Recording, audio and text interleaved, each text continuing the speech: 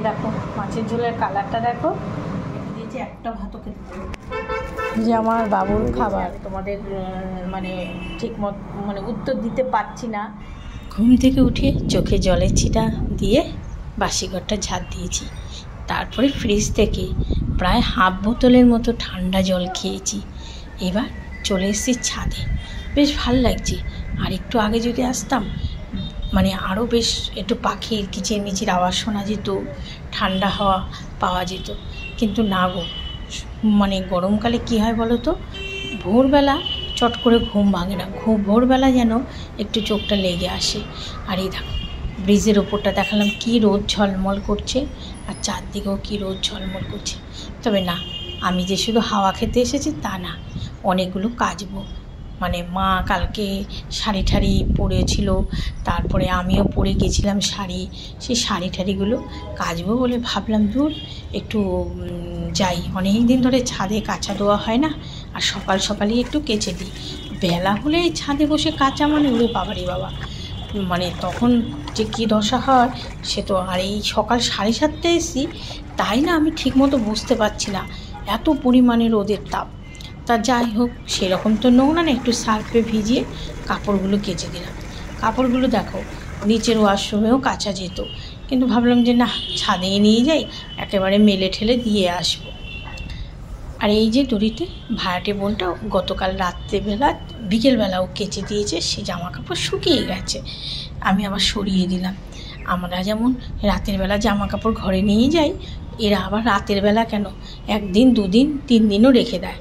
রাতের বেলা আমাদের কিন্তু জামা কাপড় বাইরে, মার কাছে শুনতাম বলে পাখি ঠাকি উড়ে যাওয়া ভালো না, বিশেষ করে মেয়েদের জামা কাপড়ে।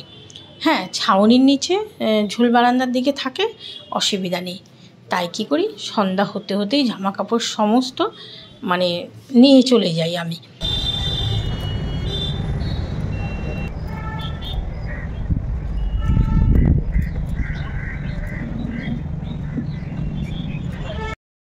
ছাদে এসে 7:15 এখন 8টার মতো বাজতে যায়।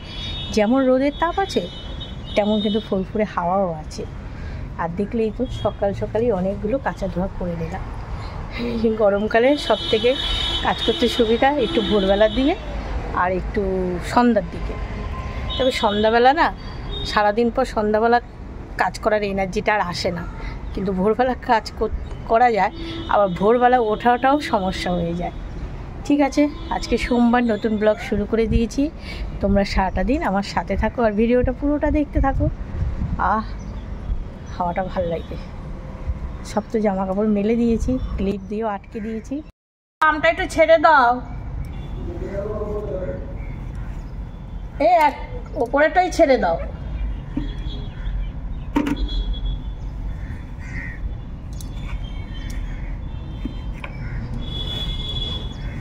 এখন আর চা করতে গেলাম না। আমাদের ওকে জিজ্ঞেস করেছিলাম তুমি চা খাবে, বলে 8 ঘন্টা পরে করো। সেই ফাঁকে আমি বরঞ্চ আমার এই কাজগুলো সেরে ফেলি। সিঁড়িটা পুরো ধরে নিলাম যে না, সিঁড়িগুলো সব ঝাড় দিয়ে দিই।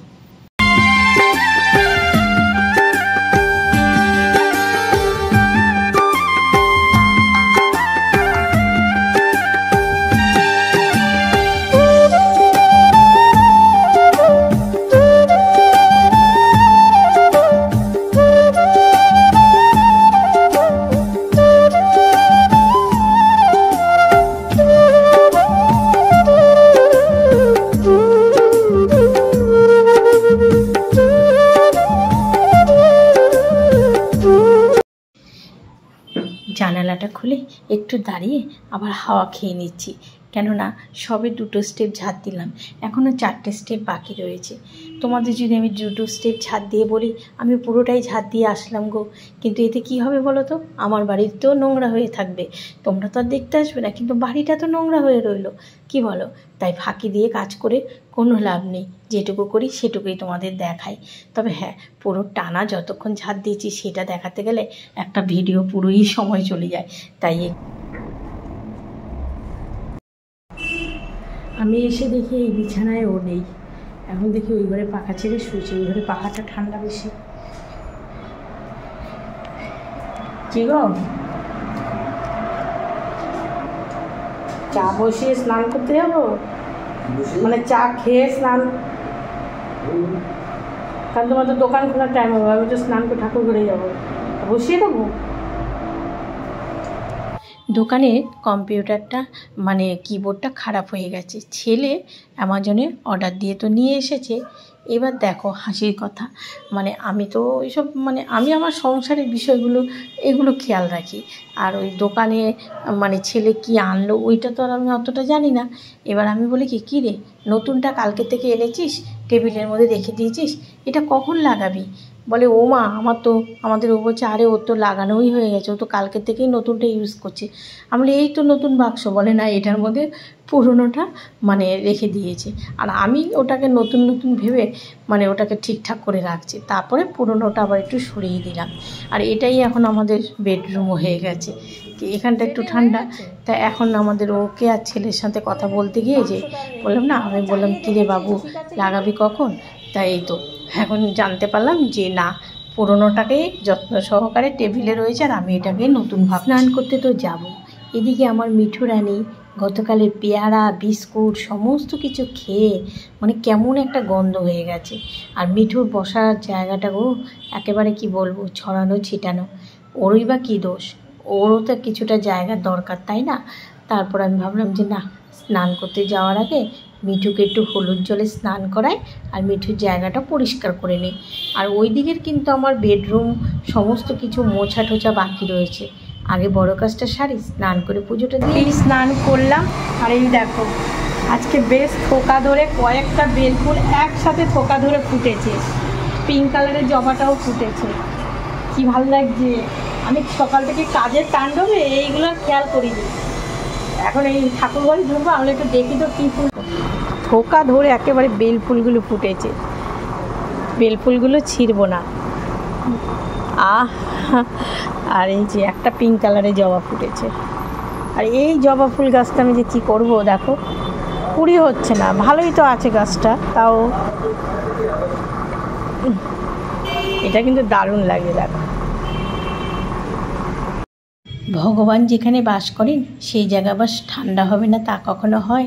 সত্যি বাড়ির অন্যান্য ঘরের থেকে এই ঠাকুর ঘরে আসলে, ঠাকুর ঘরে কিন্তু একটা জানালা, কি সুন্দর যে ঘরটা ঠান্ডা, আর দরজাটা খুললেই না সবসময় একটা যেন ঠাকুর ঘর থেকে একটা দারুণ গন্ধ বেরোয়, ধূপকাঠি তারপরে হচ্ছে ফুলের খুব সুন্দর গন্ধ বেরোয়।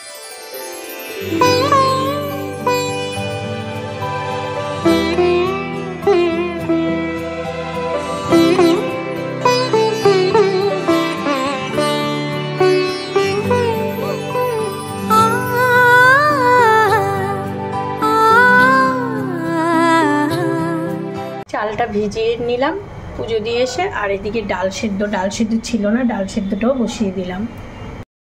আর আমি চাও খেয়ে নিলাম, পুজো দিতে যাওয়ার আগে তো চা খাওয়া হয়নি, এখন চা খেয়ে দিলাম। আর প্রেশার কুকারটা বসিয়েছি তো কী হয়েছে, সে জল পড়ে একাকার, এটা কমিয়ে দিই। কারণ 2 ঘরে বিছানা তুলবো, কপালে সিঁদুরটা ছোঁয়াবো, সেটাও করা হয়নি।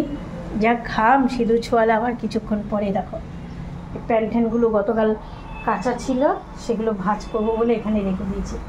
এখন এই রান্না করতে করতে টুকটুক করে সমস্ত কাজগুলো সেরে নেবো, ঘরগুলো মুছবো, কাজ তো শেষ অভাব নেই। আর আজকে না মুখের মধ্যে একটু মানে তরমুজ ছিল ফ্রিজে, একটু দিয়েছি, ঘষেছিলাম। তরমুজ দেখি তো সবাই ঘষে, একটুখানি ভাবলাম একটু দিই মুখের মধ্যে, এমনি তো সময় হয় না সেরকমভাবে কোনো কিছু যত্ন করা। আমার বাবু সোনা কী খাবে সেটাও আমাকে প্রেশার কুকারটা জিজ্ঞাসা করতে হবে, ছাতু খেলে ছাতু। ভাতের জলটা বসিয়ে দিলাম, আর এইদিকে তো ডাল সেদ্ধ হয়ে গেছে। আর একটা দিন ডাল সেদ্ধ করলে আমার আগের ডালগুলো শেষ হবে। বললাম না ডালটা এবার আর মানে ভালো আনেনি। আর এই দেখো জ্যান্ত রুই মাছ এনেছে, জ্যান্ত রুই মাছ, আর বাবুর জন্য এমনি একটু রুই মাছের, এই দেখো একদম কচি কচি ঝিঙে। ঠিক আছে, চলো মাছটা নুন হলুদ আমি মাখিয়ে ফেলি। ডাল সেদ্ধ হয়ে গেছে, ডালটা নেবো, আর ভাতের জলটা বসিয়ে দিলাম। কারেন্টের কথা বলা যায় না কখন যায়।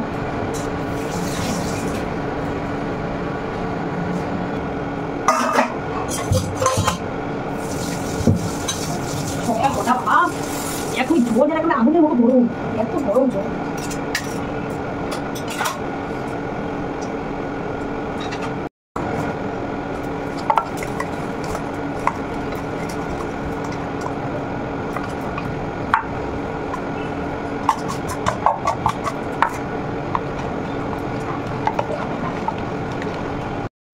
রুটিতে তোমাদের কি দেখাচ্ছি বলো তো, চিড়ে আর দই আমাদের ওকে দিলাম, আর ছেলেকে একটু ছাতু গুলিয়ে দিলাম।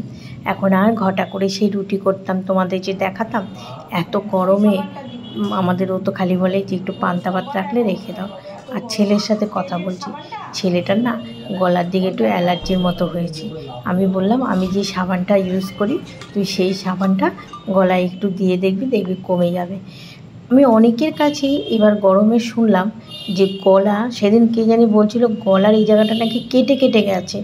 কি জানি বাবা, এই বছর কি এত অদ্ভুত গরম যে মানুষকে একদম সুস্থ থাকতে দেবে না। যার কোনো দিন মানে গরমে যারা কোনো দিন কাবু হয়নি তারাও কাবু হয়ে গেছে এই গরমে। সবে বৈশাখ মাস, জ্যৈষ্ঠী মাস আর ভাদ্র মাসে যে কী অবস্থা হবে।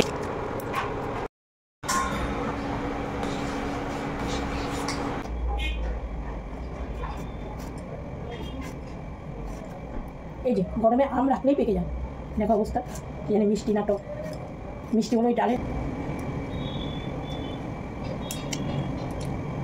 আছে। দেখলে তো আমের টুকরোটা মুখে দিয়ে কীরকম ব্রেক ড্যান্স দিলাম, সত্যিই টক ছিল, উপর দিয়ে লাল হয়েছিল। আর ঝিঙাগুলোও কেটে নিলাম। এই যে আম কেটেছি, আম দিয়ে ডাল। টক ডাল যে শুধু এখন আমাদের ঘরে হয় তা না, এখন তো সবার ঘরে ঘরেই হচ্ছে। এক বোন আমাকে কমেন্ট করেছিল যে আমাদের বাড়ি যেমন 12 মাস টক ডাল হয় তাদের বাড়িতে হয়, তবে শীতকালে একটু ধনে পাতা দিয়ে মাঝে মধ্যে মূলো ঠুলো দিয়ে ওই সে কথা মনে পড়লে যেন মনে হয় তৃপ্তি পাওয়া যায়, তাই না? খেয়ে দিয়ে ঘুরে ফিরে শান্তি হচ্ছে শীতকাল। তবে আমার ওই যে একটাই কষ্ট হয়, বিছানা থেকে নামলেই হাঁচি শুরু হয় শীতকালে। এই দেখো ডালটাও ফোড়ন দিয়ে নিলাম। আর মাছের জন্য একটু মানে ঝিঙে কেটে নিয়েছি। একদম ঝিঙেগুলো এত কচি, বটিতে ছোঁয়ালেই একদম কেটে যাচ্ছে। আর হ্যাঁ বন্ধুরা, তোমাদের তো বলতেই ভুলে গেছি, গতকাল আমার কমেন্ট বক্সে অনেক কমেন্ট পড়েছে, সেই বিষয়টা তো আমি কথা বলবই। কেননা গতকাল সেজে গুজে সব গেলাম মেয়েকে আশীর্বাদ, পাকা কথা বলতে। না আশীর্বাদ করলে তো কিছু দিয়ে আশীর্বাদ করতে হয়, কিন্তু না, ওটা হচ্ছে পাকা কথা।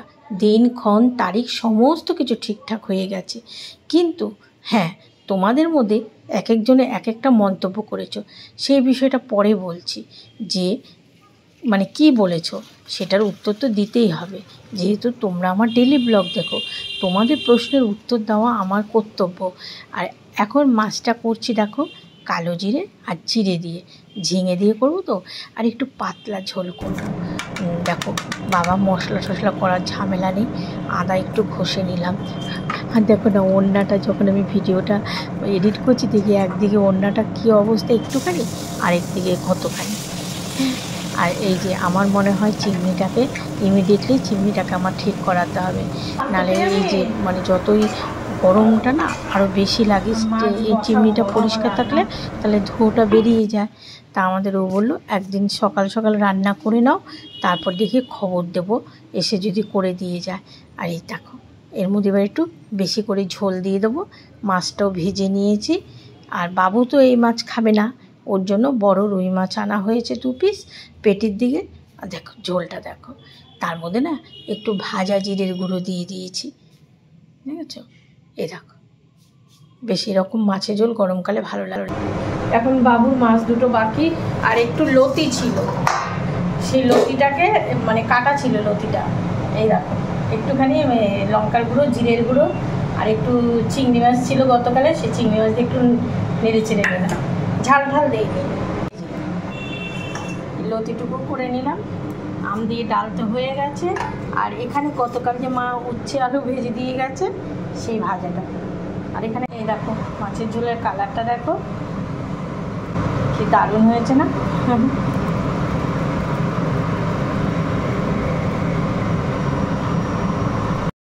এই যে মানে তোমার এই যে রুই মাছটা, রুই মাছটা যেহেতু আমাদের ও খেতে পছন্দ করে না, তাই এটাকে একটু ভালো করে ভেজে ঠিকঠাক করেই রান্না করতে হবে। সব মাছই আমি ভালো করে ভেজে করি, কিন্তু এটাকে ঠিকঠাক রান্না না করে ও একদম পছন্দ করে না আমাদের এই ছোটো রুই মাছটা খেতে।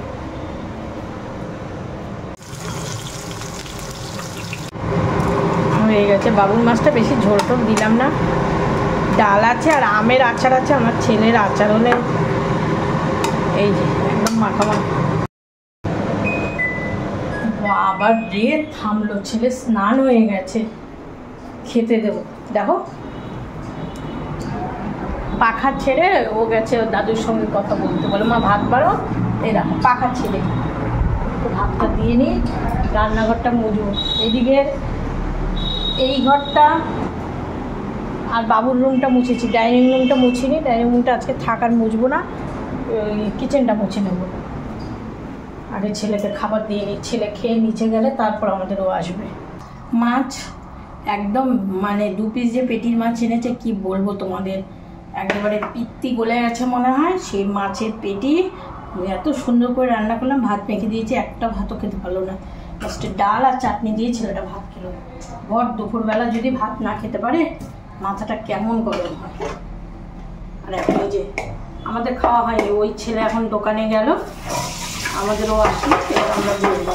আর কি খেতে বসবো, খেতে যে বসবো মনটা ভালো লাগে, ছেলেটাই খেতে পারলো না। সে ডাল আর চাটনি দিয়ে যেটুকু হয়, রান্নার কড়াই ঠড়াইগুলো মেজে নিই। ওই চিকেন ও তো রোজ করা যায়, কালকে একটু করে দিয়েছিলাম, আজকে ওই মাছ গরমে।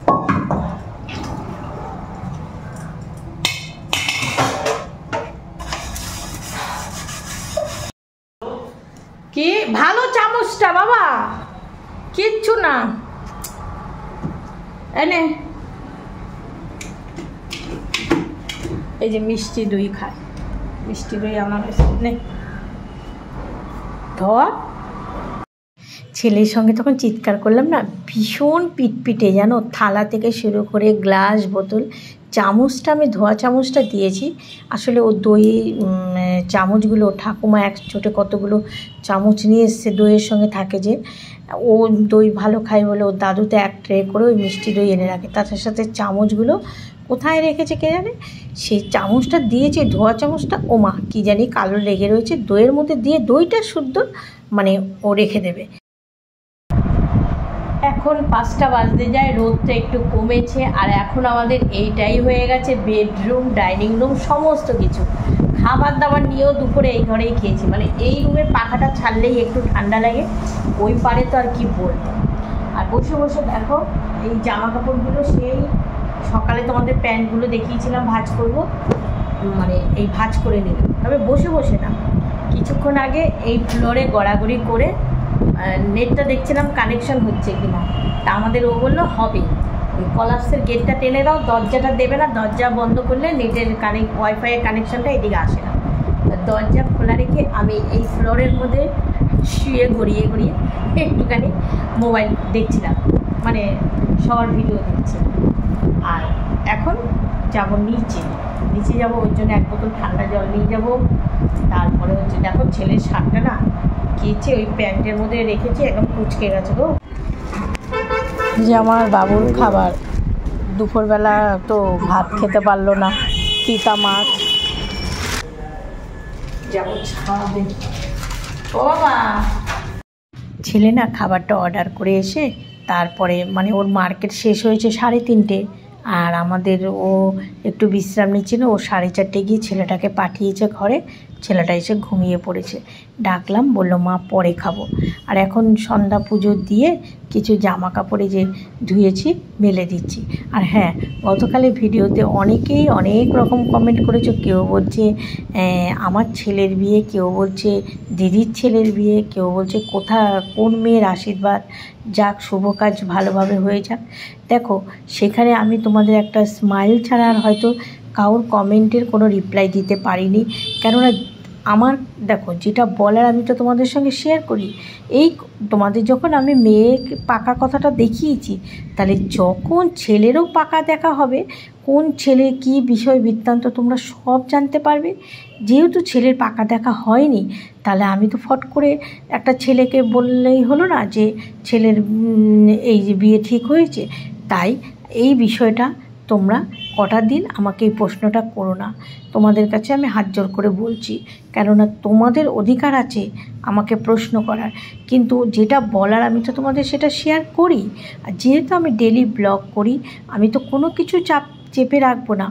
হয়তো যে কথাটা তোমাদের আজকে বলছি না, হয়তো 10-12 দিন পর বলবো, কিন্তু আমার লাইফে যে ঘটনাগুলো ঘটবে আমি তোমাদের সঙ্গে সব শেয়ার করব। কেন বলছি না এই মুহূর্তে সেটাও আমি তোমাদের বলবো, সব কিছুই বলবো। প্লিজ কেউ আমাকে ভুল বুঝো না। কমেন্ট বক্সে অনেক কমেন্ট পেয়েছি, সেটার আমি রিপ্লাই দিতে পারিনি। হয়তো অনেকে বলবে, রীতা তুমি কেন রিপ্লাই দিলে না? উপায় নেই, বুঝেছো তো? ঠিক আছে। আর এই যে এই শাড়িটা পরে গতকাল মেয়ের বাড়ি গেছিলাম তো, শাশুড়ি মার শাড়িটা, তাই পাটে পাটে একটু ভাঁজ টাজ করে দিচ্ছি। আর ছড়ানো ছিটানো থাকলে জামা কাপড়গুলো না বেশ গরম লাগে বেশি, তা ভাঁজ করে মায়ের কাপড়টা নিচে রেখে আসবো। আরও 2-3টে কাপড় রয়েছে, জামা প্যান্ট রয়েছে, এগুলো এখনই ভাঁজ করে নিই। যা গরম, আবার গরমের কথা বলছি তোমরা খালি হাসবে, বলবে ভিডিও শুরু করলেই খালি বলে গরম আর গরম, কি করা যাবে। আর এই শাড়িটা আমার অনেক দিনের, মা গতকাল এসে একটু মাকে নামিয়ে দিয়েছিলাম, পরেছে। কাপড় ভাঁজ করতে করতে ঘাম বেরিয়ে গেছে, আমার নিচে গিয়ে মায়ের কাপড়টা রেখে আসলাম, যেটা পরে গতকাল আমি গেছিলাম মেয়ের বাড়িতে। আর তোমাদের আমি যে বিষয়টা বললাম তোমরা নিশ্চয়ই বুঝতে পেরেছো। আমি কিন্তু তোমাদের কাছে হাত জোর করে মাপ চাইছি, আমি তোমাদের মানে মানে উত্তর দিতে পারছি না, যে তোমাদের অনেকে অনেক রকম যে কমেন্টগুলো করেছে আমি উত্তর দিতে পারছি না, সরি। তোমরা আমার প্রতিদিনের সঙ্গে আমার লাইফে যে ঘটনা ঘটবে তোমরা আমার সাথে থাকো, দেখতে পাবে। আর যখন বলার প্রয়োজন মনে হবে আমি তোমাদের অবশ্যই বলবো, কেন বলবো না? কারণ আমি তোমাদের সঙ্গে সব কিছু শেয়ার করি। এই মুহূর্তে এটা বলা আমার মনে হয় না উচিত, তাই আমি এই মুহূর্তে বলছি না। ঠিক আছে, রাখি আর ব্লগটা শেষ করব। তোমাদের সঙ্গে আবার দেখা হবে আগামীকাল নতুন ব্লগে। সবাই ভালো থেকো, সুস্থ থেকো, আমার পাশে থেকো। শুভরাত্রি, টাটা।